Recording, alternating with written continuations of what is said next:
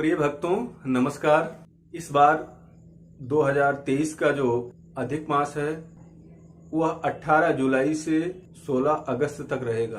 तो आज हम इस अधिक मास के विषय में ही चर्चा कर रहे हैं कि अधिक मास का क्या महत्व है और यह किस प्रकार से लगता है, इसके वैज्ञानिक और ज्योतिषीय कारण कौन कौन से हैं।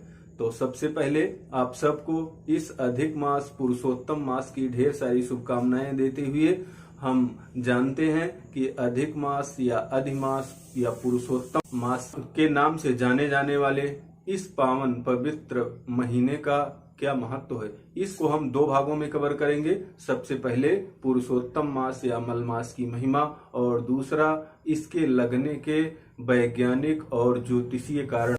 तो सबसे पहले भाग में इस मास की महिमा, पुरुषोत्तम मास की जो महिमा है या मल मास की जो महिमा है वह शास्त्रों में बहुत अधिक बताई गई है।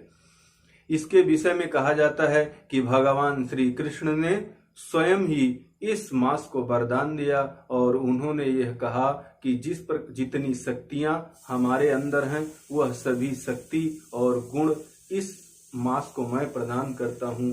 इसीलिए इस भगवान श्री कृष्ण के आशीर्वाद के कारण ही इस मास को पुरुषोत्तम मास के नाम से जाना जाता है।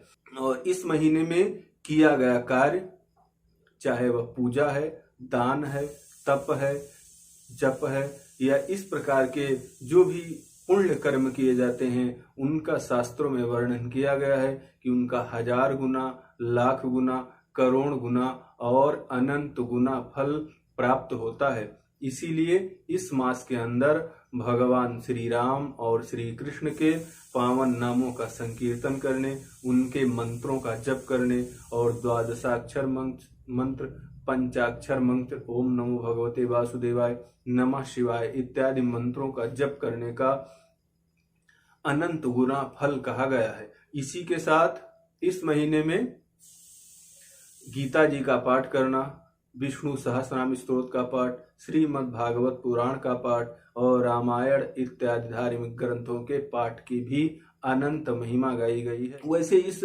मास के विषय में अगर हम संसार के ऊपर प्रभाव की बात करते हैं तो जो इस वर्ष जो अधिक मास लग रहा है, मल मास लग रहा है, उसका जो प्रभाव है वह अच्छा नहीं है।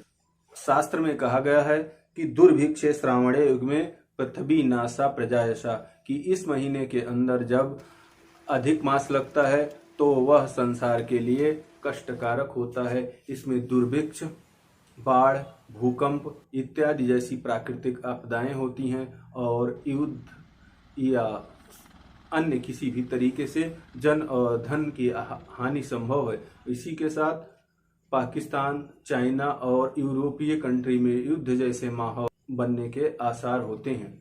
अभी हम दूसरे भाग के अंदर चलते हैं कि यह आखिर ये जो अधिक मास है ये लगता क्यों है। यह जो 12 महीने हैं तो एक अधिक महीना कैसे हो जाता है और इसकी वैज्ञानिक और ज्योतिषीय कारण क्या क्या है। तो इसके विषय में जैसा कि आप जानते हैं कि जो एक वर्ष होता है, जो पूर्ण वर्ष है, वह 3 से 65 दिन 6 घंटे का होता है। तो जब 3 से 65 दिन, अच्छा इसी के साथ मैं ये बता दूं कि ये 4 जो हिंदू, मुस्लिम और सिख और अपना ईसाई का जो 4 संवत्सर हैं, इसके विषय में भी हम चर्चा करेंगे।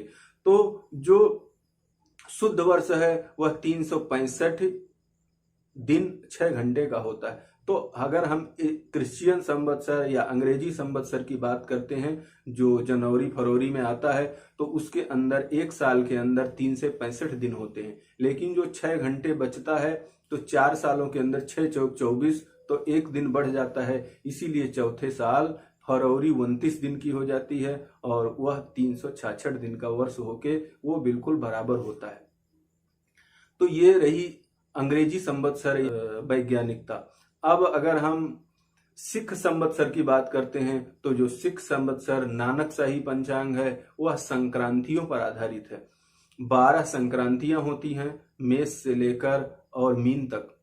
तो सूर्य हर एक संक्रांति में 30 दिन रहता है और उसके आधार पर वह 360 दिन का वर्ष बनता है। लेकिन जो संक्रांति आती है वह न केवल 30 दिन की बल्कि 30 से 30.5 दिन, कुछ घंटों में वो ज्यादा होती है और इस प्रकार से वह पूरे 365 दिन और उस 6 घंटे को उन संक्रांतियों में कवर किया जाता है। इसीलिए आप देखते होंगे कि जो सौर वर्ष प्रारंभ होता है वह मेष संक्रांति से होता है और वह बैसाखी अर्थात 14 अप्रैल से प्रारंभ होता है। इसीलिए हर वर्ष 14 अप्रैल को सौर वर्ष प्रारंभ होता है और 14 अप्रैल को ही बैसाखी आती है। तो इसलिए जो सौर वर्ष है वह भी पूर्ण तरह से वैज्ञानिक होता है और उस पूरे 365 दिनों को कवर कर लेता है। अभी हम बात करते हैं इस्लामिक संवत्सर, जिसको हम हिजरी संवत्सर कहते हैं। तो जो हिजरी संवत्सर है ये दोनों जो पहले थे ये सौर संवत्सर के अंतर्गत आते हैं और जो हिंदू और मुस्लिम है यह चंद्र वर्ष है। तो जो चंद्र वर्ष होता है, जैसे हिजरी जो कैलेंडर है वह चंद्र वर्ष मानता है। तो जो चंद्र वर्ष है वह 3 से 54 दिन का होता है और कुछ घंटे का होता है और अमूमन यह माना जाता है कि सौर वर्ष से जो चंद्र वर्ष होता है वह 11 दिन कम होता है। तो अब आप अगर इस्लाम धर्म के अंदर देखते हैं तो उनका जो हिजरी संवत्सर है वह हर वर्ष 11 दिन पहले पूरा हो जाता है और 11 दिन कम होता जाता है। इसीलिए जैसे आप देखते हैं कि 2021 में ईद 14 मई को थी, तो 14 मई को 2021 में ईद थी, अब उसमें 11 दिन कम कर दिया गया तो 2022 में 3 मई को ईद पड़ी और उसमें भी फिर 11 दिन कम कर दिया गया तो 2023 के अंदर वह 22 अप्रैल को पड़ी। 22 अप्रैल को इस बार ईद थी और अब इसमें भी 11 दिन कम कर दिया जाएगा तो अगले साल जो 2024 होगा उसमें 11 अप्रैल को ईद पड़ेगी। तो इस प्रकार से आप देखते हैं कि हर वर्ष वह 11-11 दिन कम होता जाता है। अब हम बात करते हैं हिंदू संवत्सर की। तो जो हिंदू संवत्सर है वह भी चंद्र वर्ष और सूर्य वर्ष दोनों पर आधारित है और दोनों की वैज्ञानिकता को वह खरा उतरता है।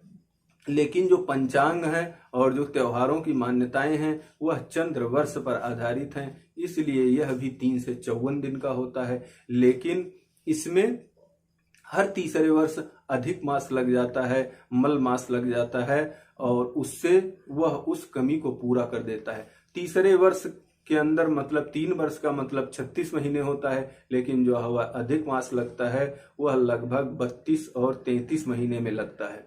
अगर इस पिछले हम 2020 में जो अधिक मास लगा था वह क्वार के महीने में लगा था और इस बार जो अधिक मास लग रहा है श्रावण के महीने में लग रहा है, तो अगर हम पूरे को जोड़ते हैं तो लगभग 33 महीने का अंतर होता है। तो 33 महीने के अंदर उस 30 दिन के गैप को कवर करके और यह पुनः जो चंद्र वर्ष है वह सौर वर्ष के साथ आ जाता है।